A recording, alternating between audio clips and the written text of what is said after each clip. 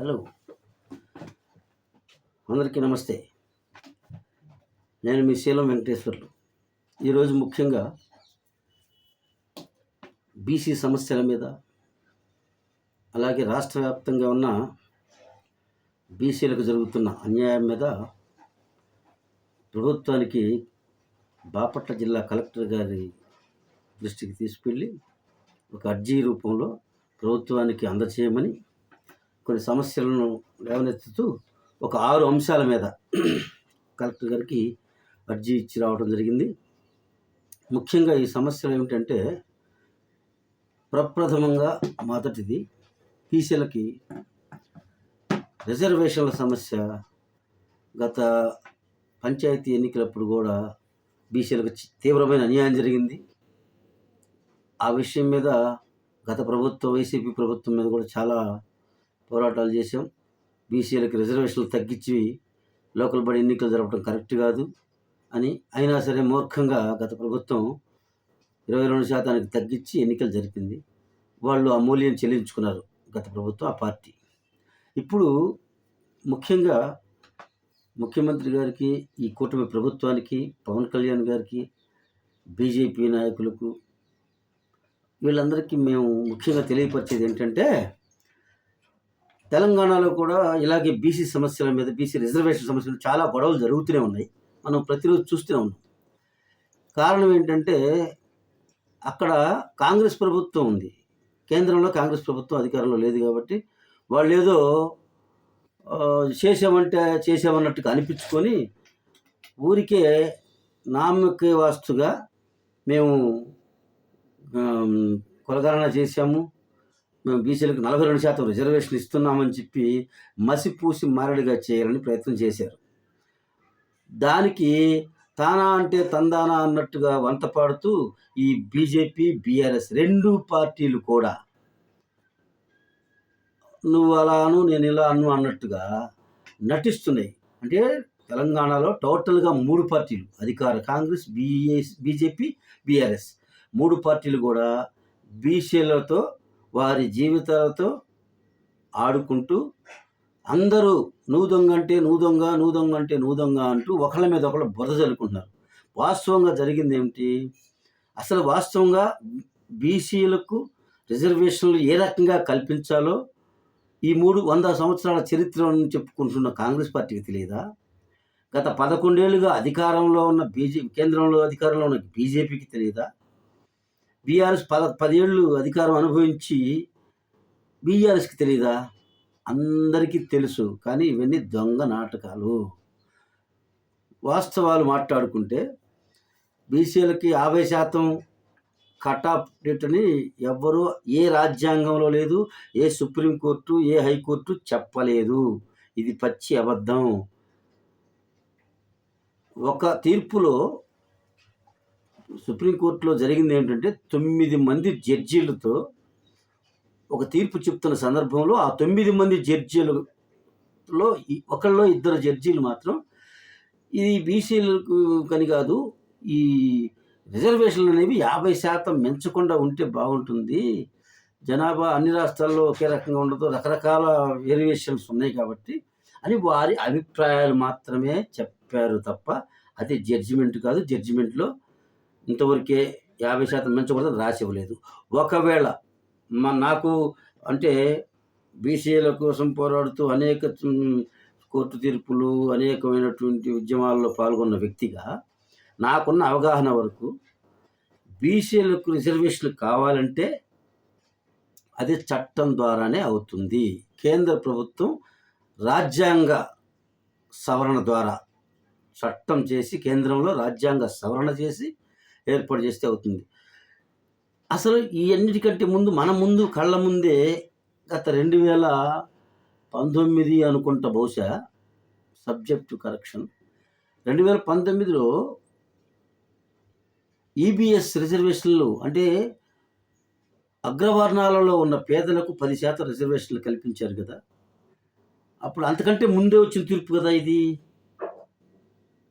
మన 50% అది ఉండాల్సిందే, ఎక్కువ కాకూడదు, అది ఇదని చాలా కోర్టులు తీర్పులు ఉన్నాయి వీళ్ళు చెప్తుంది. దానికంటే ముందే మరి అవి ఎట్లా అమలయ్యాయి? అంటే రాజ్యాంగంలోని 103వ అధికరణను సవరించి ఆ 103 రాజ్యాంగంలో ఉన్న 103వ చట్టాన్ని సవరిస్తూ కేంద్ర ప్రభుత్వం సవరణ ద్వారా ఈబీఎస్కి అంటే అగ్రవర్ణాల్లో ఉన్న పేదలకి 10% రిజర్వేషన్ కల్పించారు. అది కూడా బీసీలను మేము ఎందుకు వ్యతిరేకించలేదు అప్పుడు కూడా కేంద్ర ప్రభుత్వాన్ని అంటే, పేదవాళ్ళకి ఇస్తున్నారు కదా పోనీ అనుకున్నాం. కానీ తర్వాత చూస్తుండగా తెలిసింది ఏంటంటే కేంద్ర ప్రభుత్వం అది కూడా అన్యాయమే చేసింది. ఎలా అంటే అన్ని రాష్ట్రాల్లో ఒకే రకంగా లేరు కదా ఓసీల్లో ఉన్న పేదలు. అసలు ఓసీలు ఉన్నదే ఈ దేశంలో కానీ ఈ రాష్ట్రాల్లో అనేక రాష్ట్రాల్లో కానీ 2-3% కొన్ని రాష్ట్రాల్లో ఉన్నారు, 4%, 5% కొన్ని రాష్ట్రాల్లో ఉన్నారు. మన తెలుగు రాష్ట్రాల్లో మనకు తెలిసి ఓసీ శాతం మొత్తం రెడ్లు, కమ్మలు, రకరకాల వీళ్ళంతా కలుపుకున్నా కూడా 14-15% లోపే. అంటే 10-14% లోపే ఉన్న వాళ్ళకి 10% రిజర్వేషన్లు ఎట్టిస్తారు?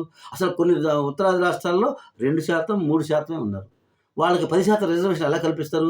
దేశం మొత్తం అమలవుతుంది కదా. ఇది ఇప్పుడు మిగతా అన్ని కులాలకి 90% ఉన్న, 92% ఉన్న, లేకపోతే 85% ఉన్న బీసీలకి, ఎస్సీ ఎస్టీలకి అన్యాయం జరుగుతున్నట్టేగా. ఎస్సీ ఎస్టీలకి ఇటు వాళ్ళకున్న శాతాలు వాళ్ళకున్నాయి. 15%, 7%, 16%, టోటల్గా 23% సుమారుగా నేను అనుకుంటా 23-22% ఉంది కదా. వాళ్ళకు కూడా ఇప్పుడు అన్యాయం జరుగుతున్నట్టే కదా. వాళ్ళకు కూడా ఇప్పుడు జనాభా పెరిగి ఉంటారు. ఎప్పుడుది ఈ జనాభా లెక్కలు 2011 అని చెప్తున్నారు కానీ అసలు కులగణన ఎప్పుడు జరిగింది? గత 70, 80, 90 ఏళ్ళుగా. అంటే ఆ మాటకు వస్తే 1930లో 31లో జరిగింది కులగణన. ఆ తర్వాత కులగణన జరగల. జనగణన మాత్రం 11లో జరిగింది. ఆ లెక్కను చూసుకుంటే కులగణనల ప్రకారం చూసుకున్నా కూడా ఎక్కువ బీసీలు పెరుగుంటారు, ఎస్సీ ఎస్టీలు పెరుగుంటారు. ఆ తక్కువలో శాతం ఉన్న ఓసీలు కూడా కొంత పెరిగే ఉంటారు. అంత మాత్రం 10% రిజర్వేషన్లు కల్పించలేదు తప్పు కేంద్ర ప్రభుత్వం. సరే కల్పించారు. అప్పుడు ఆ దెబ్బతోనే ఈ బీసీలకు 50% మించకూడదు అన్న ఆ నిబంధన పటాపంచలైపోయింది కదా. బీసీలకు 50% మించకూడదు, ఎస్సీ రిజర్వేషన్లే 50% మించకూడదు అంటే కేంద్ర ప్రభుత్వం బద్దలు కొట్టింది కదా. 10% రిజర్వేషన్లు ఇచ్చి ఈబీఎస్కి అగ్రవర్ణాల పేదలకి ఇంకెక్కడుంది ఇది? అదిగాక ఓకే, ఇవన్నీ ఓకే, కోర్టులను మనం తప్పు పట్టలేం. కోర్టులు ఏది చెప్తే రాజ్యాంగం ప్రకారమే మన ఈ దేశం నడుస్తుంది. బాబాసాహెబ్ అంబేద్కర్ గారు రచించిన ఆ రాజ్యాంగం ప్రకారమే మనకి ప్రతిదీ కూడా స్వేచ్ఛ కావచ్చు, స్వాతంత్రం కావచ్చు, మనకి వచ్చే హక్కులు కావచ్చు, పౌర హక్కులు అనేక రకాలైనటువంటి చట్టాల ద్వారా మనకు లభించాయి. అలాగే కోర్టులు ఇచ్చే తీర్పులు శిరస వహిస్తాం. కానీ కేంద్ర ప్రభుత్వం ఎందుకు రాజ్యాంగ సవరణ చేసి బీసీలకు రిజర్వేషన్లు కల్పించదు? ఇది ఫండమెంటల్ క్వశ్చన్. కేంద్ర ప్రభుత్వం అధికారంలో ఉన్న బీజేపీ 10% ఓసీల్లో ఉన్న పేదలకు కల్పించినప్పుడు 85% దాదాపు గమాటకు వస్తే ఉత్తరాది రాష్ట్రాల్లో కొన్ని రాష్ట్రాల్లో 90% బీసీలే ఉన్నారు కదా, ఓబీసీలే. మరి వీళ్ళ కోసం అసలు చట్టాలే లేవు, వీళ్ళకి రిజర్వేషన్లే లేవు, చట్టసభలో వీళ్ళకి అసలు ఇంతవరకు అవకాశం లేదు. స్వతంత్రం వచ్చి దాదాపుగా 79 సంవత్సరాలు అవుతుంది. అంటే ఈ 8 దశాబ్దాలలో ఓబీసీలు కమ్మర, కుమ్మర దాదాపుగా ఒక 142 కులాలు. దేశం మొత్తం చూసుకుంటే దాదాపుగా 1200 ఓబీసీ కులాలు, అంటే సంచార జాతులు, బీసీ, ఎస్సీ, ఎస్టీ, దాదాపుగా యానాదులు, సంచార జాతులు కలుపుకుంటే 1200 కులాలు ఉన్నట్టుగా ఒక సర్వే తేల్చింది. మరి ఇన్ని కులాలు, ఇన్ని మతాలు, ఇన్ని రకాలుగా ఉన్నప్పుడు ఎందుకు ఇంత ఎక్కువగా ఉన్న జనాభా అంటే అగ్రభాగంలో ఉన్న ఓబీసీలకు ఎందుకు మీరు అన్యాయం చేస్తున్నారు? అధికారం ఉన్న పార్టీలు అంటే స్వతంత్రం వచ్చిన దగ్గర నుంచి అగ్ర కులాలే రాజ్యాలు ఏలినాయి తప్ప అగ్రవర్ణాల వారు అది 2 కులాల 3 కులాల, తెలంగాణలో 3 కులాలు, ఇక్కడైతే 2 కులాలే పరిపాలించింది ఈ 80 ఏళ్లలో. మరి బీసీల పరిస్థితి ఏంటి? 142 కులాలు ఉన్న బీసీల పరిస్థితి ఏంటి? 85% పైగా ఉన్న బీసీలు ఎప్పటికీ ఇలాగే ఉండాలా? అందుకే ఈరోజు మేము కలెక్టర్ గారికి ఇచ్చింది, ప్రభుత్వం దృష్టికి తీసుకెళ్ళింది కూడా బీసీలకు రిజర్వేషన్లు కల్పించాలనే డిమాండ్తో పాటు ముందు మీరు బీసీ కులగణన చేయండి. ఆ తర్వాత కేంద్ర ప్రభుత్వం, మీరు కేంద్రంలోనే అధికారంలో ఉన్నారు కాబట్టి కూటమిగా కేంద్ర ప్రభుత్వాన్ని నరేంద్ర మోడీ గారిని ఒప్పించి ఆయన బీసీ ప్రధానమంత్రి అని చెప్పుకుంటున్నారు బీజేపీ వాళ్ళు. మేము కూడా అంగీకరిస్తున్నాం, మా బీసీ ప్రధానినే.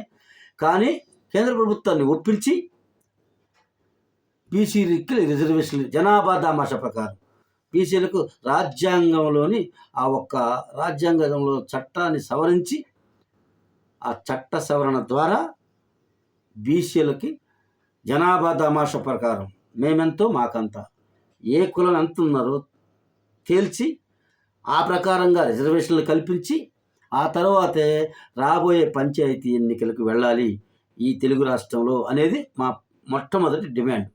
ఎందుకంటే బీసీలు అంతటా ఎక్కువ మంది 80%, 85% ఉన్నారు, కాదంటం లేదు. కానీ ఆంధ్రప్రదేశ్ రాష్ట్రంలో ఒక అవకాశం ఇప్పుడు ఎందుకుందంటే చంద్రబాబు నాయుడు గారికి, పవన్ కళ్యాణ్ గారికి శాశ్వతంగా వాళ్ళు బీసీల దృష్టిలో దేవుళ్ళుగా మిగిలిపోతారు. ఎందుకంటే 80% పైగా ఉన్న ఓట్లు ఎప్పటికీ మీకు బీసీల ఓట్లే కావాలి. బీసీల ఓట్లు లేకుండా మీరు అధికారంలోకి ఏ పార్టీ రాలేదు. ఎటు BC YSR Congress party BC వ్యతిరేకని తేలిపోయింది గత పరిపాలనతో. ఎందుకంటే ఎప్పుడైతే పంచాయతీ ఎన్నికల్లో రిజర్వేషన్ తగ్గించి ఎన్నికలు జరిపి బీసీలకి వందల వేల లక్షలాది పదవులు పోగొట్టాడు. కాబట్టి మాకున్న అది ఈ లోకల్ బాడీ ఎన్నికల్లోనే మాకు రిజర్వేషన్ ఉంది. ఇప్పుడు చట్టసభలో లేవు కాబట్టి అవి కూడా మాకు లేకుండా చేశాడు. కాబట్టి ఆయన అది అనుభవిస్తున్నాడు. అందువల్ల ఆయన 11 సీట్లు పరిమితమయ్యాడు. కానీ ముఖ్యంగా ఈ మిగతా 3 పార్టీలు, ఇప్పుడు అధికారంలో పార్టీలు తెలుసుకోవాల్సింది ఏంటంటే బీసీలకి రాజ్యాంగ సవరణ ద్వారా చట్టసభల్లో మాకు బీసీలకి రిజర్వేషన్లు, మా కులాలు ఏ కులం ఎంత ఉందో తేల్చి రిజర్వేషన్లు జరిపించి రేపు పంచాయతీ ఎన్నికలకు వెళ్తే ఈ 4 నెలలు దాదాపుగా ఉందని అనుకుంటున్నారు కదా. ఈ 4 నెలల్లో ఇది సాధ్యమే, కులగణన చేయటం సాధ్యమే. చంద్రబాబు నాయుడు గారు తెలుసుకుంటే అవుతుంది. ఎందుకంటే కేంద్రంలో తెలుగు రాష్ట్రమైన ఆంధ్రప్రదేశ్ రాష్ట్ర ఎంపీల ద్వారా ఆడ అధికారంలో ఉన్నది కేంద్ర ప్రభుత్వం. పైగా ఇప్పుడు బీజేపీకి కూడా టీడీపీ అవసరం, జనసేన అవసరం ఉంది. కాబట్టి ముగ్గురు కలిసి ఉన్నారు. కాబట్టి మీ ముగ్గురు కూర్చొని మాట్లాడుకొని బీసీలకు మాత్రం మీరు అన్యాయం చేయకుండా ఈ సెషన్లోనే, రాబోయే పార్లమెంట్ సెషన్స్లో చట్ట సవరణ చేసి రాబోయే పంచాయతీ ఎన్నికల నాటికల్లా బీసీలకు లెక్క తేల్చి 33%, 43%, 35%, ఎంత శాతం వస్తే అంత శాతం మేము గొంతెమ్మ కోరికలు మేము కోరం. ఉన్నంతలో మేమెంతో మాకంత అనే రీతిలో మా ప్రజలు ఎంతమంది ఉన్నారు బీసీ కులాలు, ఆ బీసీలకు న్యాయం చేయమని డిమాండ్ చేస్తూ ఈరోజు రిప్రజెంటేషన్ ఇవ్వటం జరిగింది. దానితో పాటు బీసీ కులాలకు 2-3 కులాలకు మీరు ఇప్పటికే ఈ రాష్ట్ర ప్రభుత్వం కొన్ని కుల కార్పొరేషన్లు ఏర్పాటు చేసింది. ఆ ఏర్పాటు చేసినందుకు ఈ ప్రభుత్వానికి ధన్యవాదాలు తెలుపుతూ, మిగతా కులాలకి ఏంటి మరి, మిగతా కులాలు కూడా ఉన్నాయి కదా, వారికి కూడా కుల కార్పొరేషన్ ఏర్పాటు చేయాలా. ఆ కులాలు కూడా పైకి రావాలి, వారు చదువుకోవాలి, వారికి కూడా కొన్ని నిధులు విధులు పంపిణీ జరగాలి. కాబట్టి మిగతా కులాలకు కూడా కార్పొరేషన్ చేయాలనేది 2వ డిమాండ్. 3వ డిమాండ్ వచ్చేసి బీసీలలో అనేక కులాలు ఉన్నాయి. వాటిల్లో ముఖ్యంగా చేనేత కులాలు 18 కులాలు ఉన్నాయి. ఈ చేనేతలు ఈ భారతదేశంలో వ్యవసాయం తర్వాత అతిపెద్ద పరిశ్రమ చేనేత పరిశ్రమ 2వదిగా ఉంది. గాంధీ మహాత్ముడి దగ్గర నుంచి, స్వతంత్రం రాకముందు నుంచి, ఆ మాటకు వస్తే స్వతంత్ర ఉద్యమంలో కూడా చేనేతలు కీలకంగా వ్యవహరించారు ఆ ఉద్యమంలో కూడా, స్వతంత్ర ఉద్యమంలో. ఎందుకంటే విదేశీ బట్టల్ని నిషేధించినప్పుడు గాంధీ గారి పిలుపుని అందుకొని చేనేతలు వస్త్రాలు మొత్తం ఇతర విదేశీ వస్త్రాలను తగలబెట్టేసి, రోడ్ల మీదకి వచ్చి తగలబెట్టి చేనేతే కాపాడింది. అప్పట్లో చేనేతలు ఉద్యమం ఉధృతంగా పాల్గొన్నారు.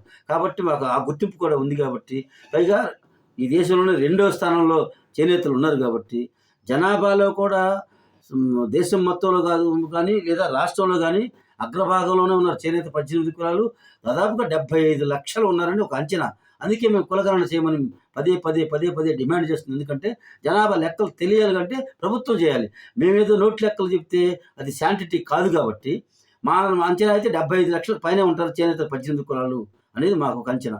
కానీ ప్రభుత్వాన్ని మేము ఎందుకు కులగణన చేయమంటున్నాం అంటే మా వాటా తెలియటానికి, మా వాటా మేము దక్కించుకోవడానికి. అందుకని అలాగే ఇప్పుడు చేనేతలకి ఒక మా ముఖ్యమైన కులాల్లో 18 కులాల్లో పద్మశాలికి కార్పొరేషన్ ఏర్పాటు చేశారు. సంతోషం. అలాగే తౌటవేర క్షత్రియుల కార్పొరేషన్ ఏర్పాటు చేయాలి. అలాగే దేవాంగుల కార్పొరేషన్ ఏర్పాటు చేయాలి.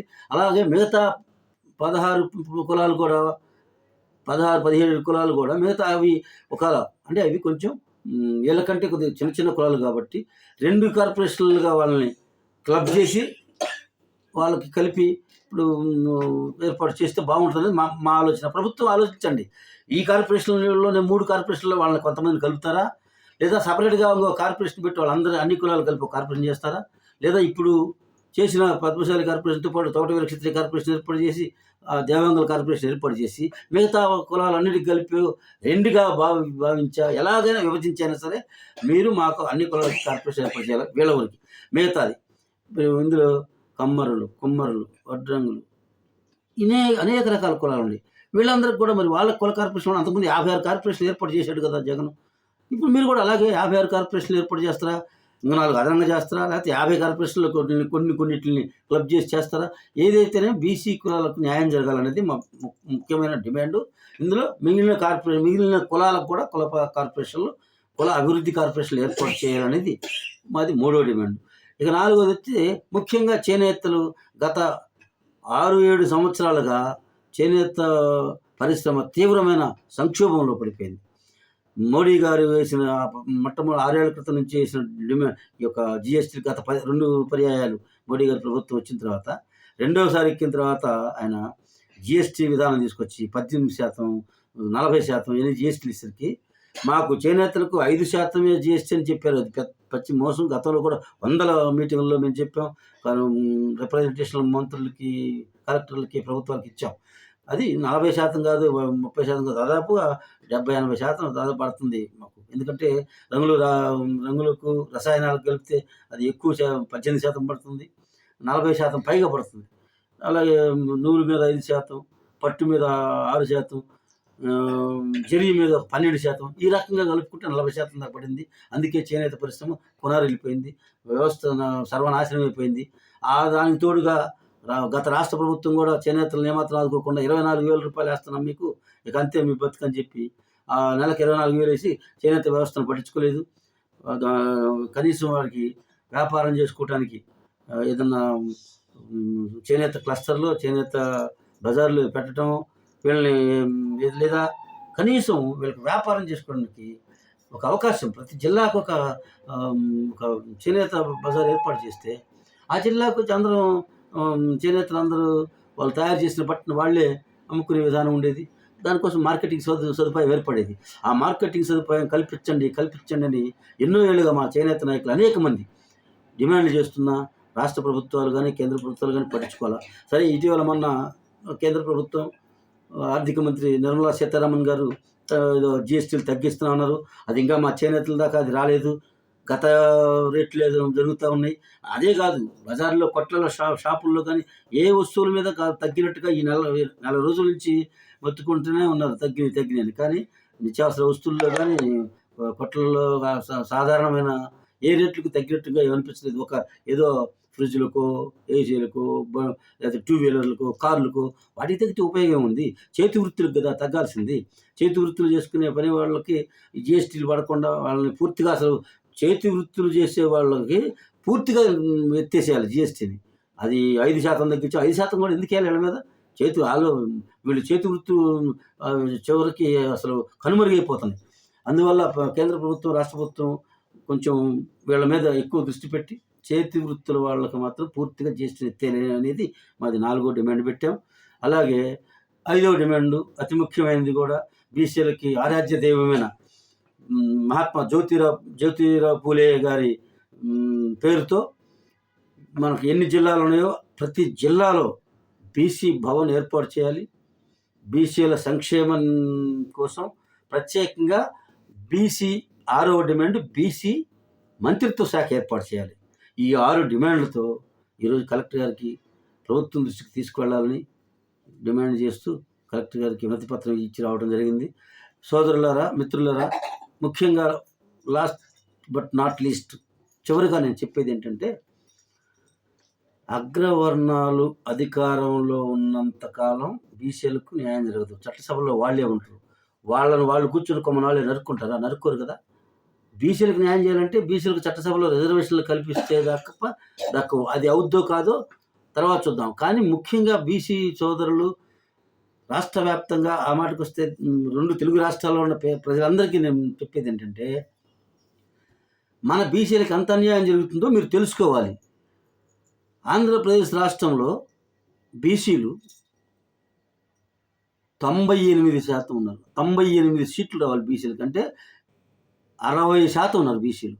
175లో 100 దాదాపు 100 సీట్లు రావాలి. ఇప్పుడు అన్ని ఇస్తున్నారు మనకి ఇల్లు. గత 7-8 అసెంబ్లీ 5 అంటే దాదాపు 40 సంవత్సరాల నుంచి రాజకీయాలు దగ్గరగా చూస్తూనే ఉన్నాం మేము. ఇప్పుడు ఈ టర్మ్ మాత్రమే 48 మంది 49 మంది సుమారు ఒక 50 మంది ఉన్నారు అసెంబ్లీలో బీసీలు. గత ప్రభుత్వంలో కూడా అంతే 40 మందే ఉన్నారు. అంతకంటే ముందుగా తక్కువ 30 నుంచి 40 మంది ఎప్పుడు పెరగల. అది కూడా ఎన్టీ రామారావు గారు వచ్చిన తర్వాత ఈ 40 ఏళ్ళలో ఉన్న 30-40 దాకా పెరిగారు. కానీ అంతకంటే ముందు 47 56 నుంచి చూసుకుంటే 10-15 మంది 12 మంది 15 మంది 20 మంది కూడా ఉండేవాళ్ళు కాదు. ఉమ్మడి రాష్ట్రంలో కూడా చాలా తక్కువ మంది ఉండేవాళ్ళు.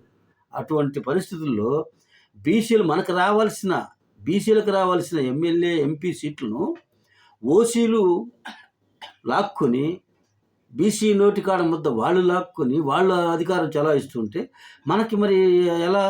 మనం అంటే డబ్బు కేవలం మనం వెనుకబడి ఉండడానికి కారణం ఆర్థిక పరిస్థితులే. వాళ్ళు అధికారంలో ఉన్నారు కాబట్టి మొట్టమొదటి స్వతంత్రం వచ్చిన దగ్గర నుంచి అధికారంతో వాళ్ళ కులాల్లో ఉన్న వాళ్ళని వాళ్ళ బంధువులు లేకపోతే ఒక కుల అహంకారంతో పేదలను పట్టించుకోకుండా వాళ్ళనే చారదీశారు ఉద్యోగాలు వాళ్ళకే. మీరు గమనించండి, పార్టీ పదవులు వాళ్ళకి వాళ్ళ 2 పార్టీలు, ఒకళ్ళు కమ్మల పార్టీ ఒకటి రెడ్ల పార్టీ, వాళ్ళు ఎలాగో వాళ్ళని చూసుకుంటారు. కానీ ప్రభుత్వ ఉద్యోగాల్లో చూడండి ఎక్కువ వాళ్ళే ఓసీలే. పోలీస్ వ్యవస్థలో చూడండి ఎక్కువ వాళ్ళే ఓసీలే. అలాగే ప్రజా పంపిణీ వ్యవస్థలు ఉన్నాయి కదా, అనేక ఏ కార్పొరేషన్ లేక ఆఖరికి డీలర్ల పోస్టులు ఇట్లాంటి వాటిలు కూడా ఎక్కడో 1-2 SC/ST కాలనీలు ఇస్తారు తప్ప మిగతా మొత్తం వాళ్ళే. ఇంకా మిగతా అదే కాకుండా ఉద్యోగాలు అలాగే వ్యాపారాలు మొత్తం వాళ్ళే. కంపెనీలు మొత్తం వాళ్ళే. చూసుకోండి, మీరు గమనించండి. ఎక్కడైనా 2 తెలుగు రాష్ట్రాల్లో హైదరాబాద్ కానీ తెలంగాణలో కానీ ఇక్కడ ఆంధ్రప్రదేశ్లో కానీ ఎక్కువగా డబ్బు వాళ్ళ దగ్గరే ఉన్నది కాబట్టి పోగే ఉన్నది కాబట్టి వాళ్ళే అందిపుచ్చుకుంటున్నారు. మనకి రావట్లేదు. అందరూ వాళ్ళే ఉంటారు. ఇక మనం ఇప్పుడు వీళ్ళు ఏదైనా వ్యాపారం చేసుకోవాలన్నా ఎక్కడే అవుతుంది? వీళ్ళకి ఉద్యోగాలు ఎలా వస్తాయి? పోటీతత్వంలో కనీసం ఇంకొకటి, ఎప్పుడైతే ఈబీఎస్ రిజర్వేషన్లు అమలయ్యాయో బీసీలకి తీవ్రమైన ఇంకా అన్యాయం జరుగుతుంది. ఈబీఎస్ రిజర్వేషన్ ఉండేసరికి ఏమైంది? 69 సీట్లు 73% వస్తేనేమో బీసీకి ఒక ఉద్యోగానికి అర్హుడవుతాడు. అదే ఈడబ్ల్యూఎస్ రిజర్వేషన్ వల్ల ఓసీ 69% వచ్చి కూడా అతను అర్హుడవుతాడు. ఈ బీసీ 72% వచ్చిన బీసీ విద్యార్థి వెనకబడిపోతాడు. ఓసీకి వస్తుంది ఉద్యోగం. అక్కడ ఉద్యోగాల్లో కూడా ఈ రకంగా ఈడబ్ల్యూఎస్ రిజర్వేషన్ వల్ల కూడా ఉద్యోగాల్లో నష్టం జరిగింది. అధికారం 70-80 ఏళ్ళుగా వాళ్ళ చేతిలో ఉన్నది కాబట్టి బీసీలకు అన్యాయం జరిగింది. కాబట్టి ఇప్పుడు తక్షణం బీసీల ముందున్న కర్తవ్యం ఏంటంటే ఓట్ల యుద్ధం మాత్రమే. డబ్బులతో వాళ్ళని ఎదుర్కోలేవు. వారికి అనేక రకమైన అన్ని వసతులు అన్ని వనరులు వాళ్ళకు ఉన్నాయి. కానీ మన బీసీలకి వనరులు లేవు, డబ్బు లేదు, కానీ ఓట్లు ఉన్నాయి. నేను బీసీలకు పిలుపునిచ్చేది ఏంటంటే ఓసీల ఓట్లు మనకొద్దు.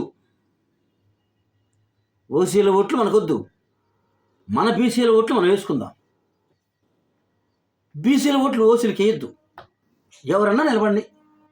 బీసీ ఎవరు ఎక్కడ నిలబడ్డా అతను డబ్బులు ఎటు ఇవ్వలేము. మేము ఆల్రెడీ గత ఎన్నికల్లో 20 మంది ఎమ్మెల్యేలు 5 మంది ఎంపీలు పోటీ చేసాం. మా అందరికీ 500లకు మించి ఓట్లు రాలా. 100, 150, 200, 500 మించి రాలా. నిజాయితీగా చెప్తున్నాం. కానీ ఎందుకని? మన బీసీలకి ఆత్మగౌరవంతో పాటు ఒక నిజాయితీ ఉంటుంది. డబ్బులు తీసుకున్నాం కదా ఓటేయాలని. కానీ గత 75-80 సంవత్సరాలుగా వాళ్ళు తింటుంది మనందరి రెక్కల కష్టం. మనందరం అధిక సంఖ్యలో అత్యధికంగా జనాభా ఉన్న మనం కట్టే పన్నుల నుంచి వాళ్ళు మనకు వాళ్ళ ఇళ్ళ నుంచి ఇవ్వాల. ఆ మాటకొస్తే ఈ అన్ని కుటుంబాలు ఈ రాజకీయాల్లో ఉన్న ఇక్కడ ఉన్న రాజశేఖర రెడ్డి గారి కుటుంబం, తెలంగాణలో ఉన్న కేసీఆర్ కుటుంబం, ఇక్కడ ఉన్న చంద్రబాబు కుటుంబం, ఎన్టీఆర్ని ఎక్సెప్ట్ ఆయన తీసేద్దాం. ఆయన నిజాయితీగా ఉండో 10 రోజులు చేసినా 10 సార్లు చేసినా 10 ఏళ్ళు చేసినా ఆయన తీసేద్దాం. చంద్రబాబు గారి కుటుంబం వీళ్ళందరూ కూడా మొట్టమొదటి కుటుంబాలన్నీ వాళ్ళేమో వేలాది కోట్ల ఆస్తిపరులు జమీందారులు ఏం కాదు. వాళ్ళ తాతల ముత్తాతల లెక్క తీసుకుంటే ఈయన వలసపోయిన ఆయన కేసీఆర్ గారు అక్కడికి, ఈయన పులివెందుల అక్కడ బలపనూరులో వాళ్ళ తాతగారు కూడా రాజారెడ్డి వాళ్ళ నాన్నగారు కూడా వాళ్ళు కూడా సామాన్యమైన కుటుంబం నుంచి వచ్చిన వాళ్ళు. అలాగే ఖర్జూర్ నాయుడు గారు, చంద్రబాబు గారి తండ్రి గారు కూడా సామాన్యమైన రైతు. ఆయన కాకపోతే ఒక 10 ఎకరాలు ఉందో 20 ఎకరాలు ఉందో ఎకరాల సంగతి మనకు అనవసరం, కానీ రైతు. మరి ఇప్పుడు వేలాది కోట్ల రూపాయల డబ్బులు ఎక్కడి నుంచి వచ్చాయంటే అధికారంలో ఉన్నారు కాబట్టి వ్యాపారాలు చేసుకున్నారు. అది అవినీతి, అవినీతి అందామా? ఆధారాలు ఉండాలి కదా. ఆధారాలు ఉన్నాయే కోర్టులో ఉన్నాయి, సుప్రీంకోర్టులో. వాటి గురించి మీరేం ఎందుకు మాట్లాడతారు మీరు అంటారు. కాబట్టే అధికారంలోకి రాకముందు ఈ నాయకులు ఏమంటారు వీళ్ళని, అందరి కూడా మామూలు సామాన్యమైన మధ్యతరగతి, లేకపోతే ఒక మోస్తరైన రైతులే, ఒక మోస్తరైన కుటుంబాలే. కానీ అలా వేల కోట్ల పోయినట్టే అధికారం ఉంది కాబట్టి నేనేమంటున్నానంటే, వాళ్ళేమో డబ్బులు మనకేదో ఇచ్చారు, వాళ్ళు అటు ఇస్తున్నారు కాబట్టి మనం వాళ్ళకి ఓట్లు లేకుండా ఎందుకు ఉంటాం, ఎలా ఉండగలం అని మీరు అలా అనుకోవాల్సిన అవసరం లేదు. నేను చెప్పేది ఏంటంటే, వాళ్ళు వాళ్ళ డబ్బులు ఇవ్వటం లేదు, వేళ్ల తరబడి మన కష్టార్జితం మనకు రావాల్సిన పదవులు అనిపిస్తూ మన అందరం కష్టపడి కట్టే పన్నుల మీద వచ్చిన డబ్బులే వాళ్ళు పక్కకు తీసుకొని, అది దోపిడీ అందామా, సంపాదించుకున్నారు తెలివిగా అందామా, ఏదైతేనే ఆ డబ్బులే మనకి ఇస్తున్నారు తప్ప వాళ్ళ తాత ముత్తాతలు సంపాదించిన ఆస్తులు మనకి ఇవ్వట్లేదు. కాబట్టి ప్రజలు అందరికీ పిలుపునిచ్చేది ఏంటంటే, నిజాయితీగాలోని ఏ నియోజకవర్గంలోని బీసీ, అది ఓసీ బీసీ నిలబడ్డా కూడా బీసీకి ఓట్లేయండి. బీసీలకి ఎప్పుడైతే రాజ్యాధికారంలో భాగస్వాములు అవుతామో అప్పటిదాకా ఈ దరిద్రం పోదు, ఈ నిరక్షరాస్యత పోదు, ఈ నిరుద్యోగ సమస్య పోదు, ఈ యొక్క ఆర్థిక స్వావలంబన రాదు. ఆర్థికంగా ఎప్పటికీ మనం ఇలాగే చితికిపోయే ఉంటాం. కాబట్టి ప్రజలు ఇప్పుడు ఓట్ల యుద్ధం మాత్రమే చేయాలి. మన ఓట్లు మనకి, మన సీట్లు మనకే. ఓసీలకు ఓటు మేము వేయం. అది ఏ కులం, ఇందులో కులాల పేరు అవసరంలా. బీసీ ఓసీలు అండి, ఎస్సీ ఎస్టీలు మన సోదరులే. బడుగుల రాజ్యం కావాలని మనం కోరుకుంటున్నాం. కాబట్టి ఎస్సీ ఎస్టీలు బీసీ మైనారిటీలు మొత్తం ఒక ఏకతాటిపై ఒక కట్ట మీద ఒకే ఒక్క మాట, ఒకే ఒక్క నినాదం, ఓట్ల యుద్ధం చేస్తేనే. ఇప్పటిదాకా మనం ఎన్నో ఒక రకమైన పోరాటాలు బీసీల కోసం, లేకపోతే అనేక రకాలమైన పోరాటాలు చేశాం. చేనేతల కోసం, చేతి వృత్తుల కోసం, లేదా హక్కుల కోసం, భూమి కోసం, భుక్తి కోసం అనేక రకాల పోరాటాలు చేశాం. కానీ ఇప్పుడు చేయాల్సింది లాస్ట్కి మిగిలింది ఒకటే ఓట్ల యుద్ధం. ఆ ఓట్ల యుద్ధంలో మనం ఖచ్చితంగా విజయం సాధిస్తాం. ప్రతి ఒక్క బీసీ, ఎస్సీ, ఎస్టీ, ముస్లిం, మైనారిటీ సోదరులందరికీ నేను పిలుపునిచ్చేది, ఓట్ల యుద్ధంతోనే మనం రాజ్యాధికారంలోకి వస్తాం. ఇప్పుడు ఈ ఉన్న పాలక వర్గాలు మొత్తం కూడా మనకు అన్యాయం చేసినవి తప్ప ఏ ఒక్క వర్గం న్యాయం చేసింది లేదు. మనం ఎప్పుడైతే అధికారంలోకి వస్తామో అప్పుడే మన జాతులకి, మన కింద ఉన్న జాతులు పైకి రాగలవు, మనం బాగుపడగలం. ఆ హక్కు మనకుంది. రాజ్యాంగంలోనే మనకు ఆ హక్కు ఉంది. ప్రశ్నించే హక్కు ఎలాగుందో అలాగే బాబాసాహెబ్ అంబేద్కర్ ఒకే మాట చెప్పాడు రాజ్యాంగం రాసేటప్పుడే, నేను ఇచ్చే ఈ రాజ్యాంగం ఇది మంచి వాళ్ళ చేతిలో ఉంటే మంచిగా పనిచేస్తుంది, చెడ్డ వాళ్ళ చేతిలోకి వెళ్తే చెడ్డగా పనిచేస్తుంది. ఓటు మీకు ఇస్తున్నా, ఓటు వేసి నాయకుడిని ఎన్నుకోమని మీకే హక్కు ఇస్తున్నా ఓటు ఇచ్చి. అలాగే ఎన్నికల్లో నిలబడి పోటీ చేసి నెగ్గి రాజ్యాధికారంలోకి రా, నువ్వే నాయకుడుగా అని నాయకుడు అయ్యే అవకాశము నీకే ఇస్తున్నా అని చెప్పాడు. అంటే ఓటు వేసే హక్కు నీదే, నాయకుడిగా నిలబడి ఓట్లు వేయించుకునే హక్కు కూడా నీకే ఉంది. కాబట్టి మనం ఇప్పటిదాకా ఓట్లు వేసాం. ఇక మనం నిలబడి, కలబడి, పోరాడి ఓట్ల యుద్ధంలో గెలిస్తే మన జాతులకు న్యాయం జరిగిద్దని అందరికీ తెలియజేసుకుంటూ అందరికీ నమస్కారాలు. Thank you. జై హింద్.